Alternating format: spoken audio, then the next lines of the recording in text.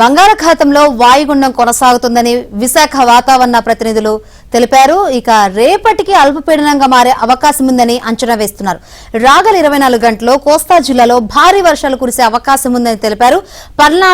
పల్నాడు, ఏలూరు, ఎన్టీఆర్ జిల్లాలకు orange alert జారీ చేయగా పలు జిల్లాలకు ఎల్లో అలర్ట్ ఇచ్చారు.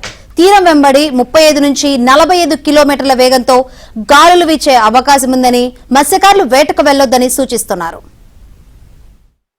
East Godavari, west Godavari, Konaseema and దానికి దగ్గర ఉన్నది యానం, కృష్ణా అండ్ గుంటూరు ఈ జిల్లాల్లో భారీ వర్షాలు కూడా 1-2 చోట్ల నమోదయ్యే ఛాన్సెస్ అయితే ఉన్నాయి. అలాగే ఇప్పుడు ఉన్నటువంటి సైక్లోనిక్ సర్క్యులేషన్స్ కానీ, మాన్సూన్ స్ట్రాంగ్ కండిషన్స్ కానీ వీటన్నిటి దృష్ట్యా మన తీరం వెంబడి కూడా ఎంటైర్ కోస్ట్ వెంబడి కూడా బలంటి ఎదురుగాలులు గంటకి 35 నుంచి 45 కిలోమీటర్స్ వేగం వరకు వీస్తున్నాయి. అలాగే next sea condition is also roughness కూడా గ్రాడ్యువల్గా ఇంక్రీజ్ అవుతుంది.